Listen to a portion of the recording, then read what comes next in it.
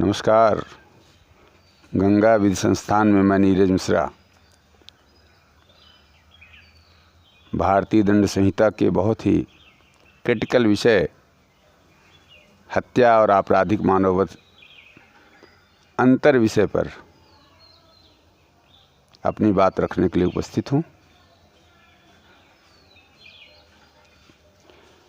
आपराधिक मानववध और हत्या विधि के विद्यार्थियों से लेकर न्यायाधीशों तक अंतर के लिए अत्यंत ही महत्वपूर्ण विषय माना जाता है। इसकी शुरुआत प्रावधानों से करने के बजाय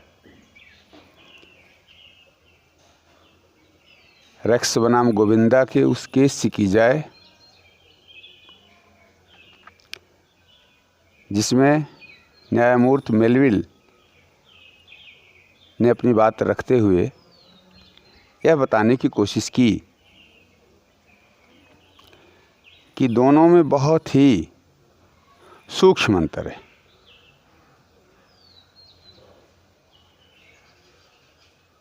रेक्स बनाम गोविंदा में एक व्यक्ति अपनी पत्नी को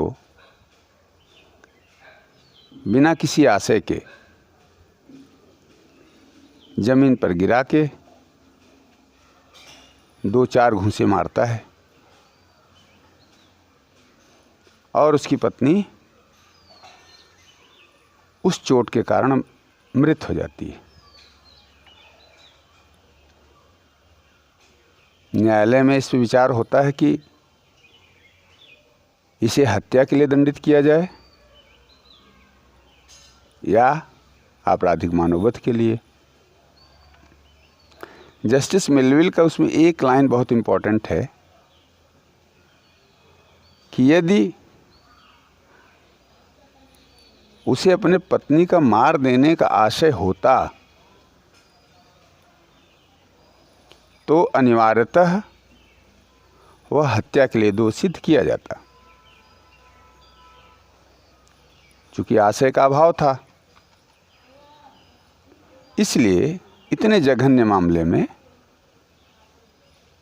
उसे दोष सिद्ध करने के बजाय आपराधिक मानववध के लिए दोषी करार किया गया। अब आइए लॉर्ड मैकाले के 1860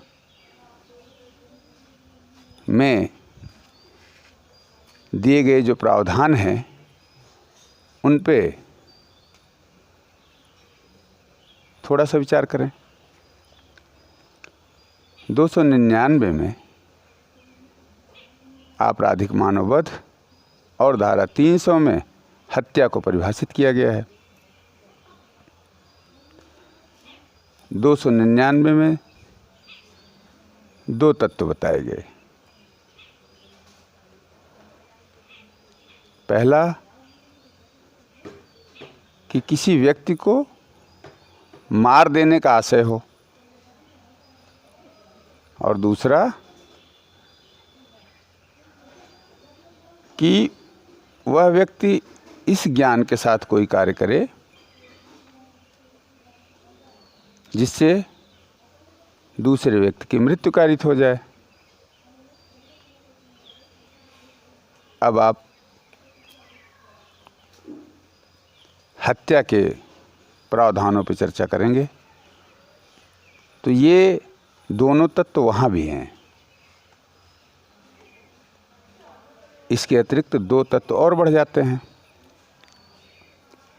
एक तो उसके द्वारा ऐसा कार्य किया जाए जो प्रकृति के सामान्य अनुक्रम में मृत्यु कारित करने के लिए पर्याप्त हो, और चौथा कि उसका कार्य इतना आसन्न संकट हो कि उससे किसी की मृत्यु कारित होना निश्चित हो, संभव हो। तो इस तरह से आप देखें कि आपराधिक मानववध के जो तत्व हैं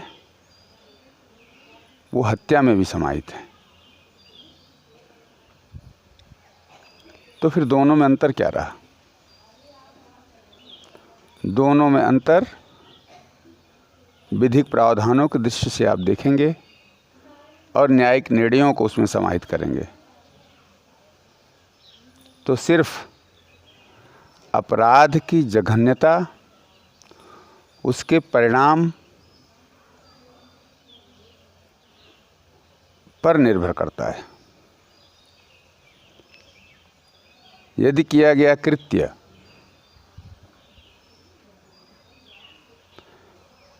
इस तरह का है जिससे उसकी मृत्यु की संभावना अत्यधिक हो जाती है, उसकी मृत्यु की संभावना उसके बचने की संभावना से कहीं ज़्यादा हो जाती है, तो वहाँ मामला हत्या के लिए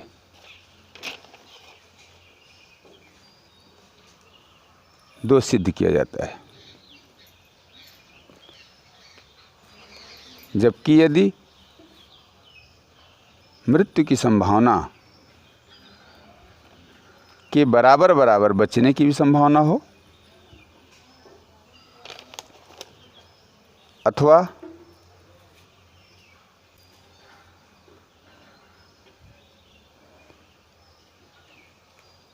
मृत्यु की संभावना बचने की संभावना से कम हो, तो इन दोनों स्थितियों में उस व्यक्ति को आपराधिक मानववध के लिए दोष सिद्ध किया जाता है।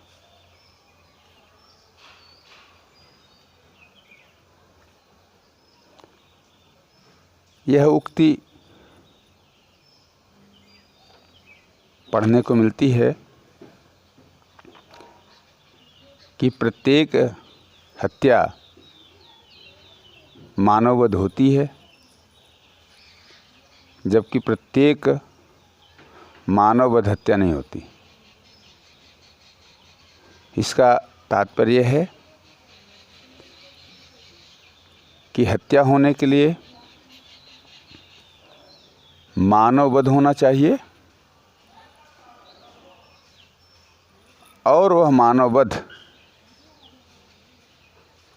आशय और ज्ञान की पूर्ण स्पष्टता के साथ किया गया होना चाहिए।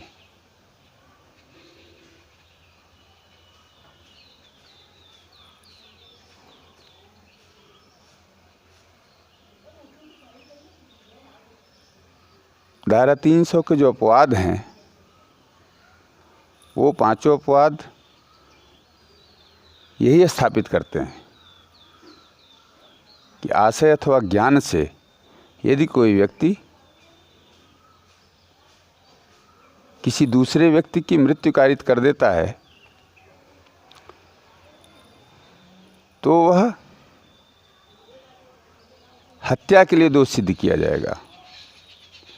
यदि उन अपवादों में नहीं आता है तो यानी वह अपवाद ही वो बचाव हैं जो किसी व्यक्ति से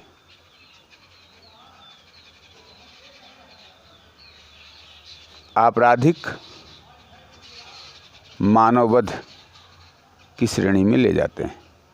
धन्यवाद।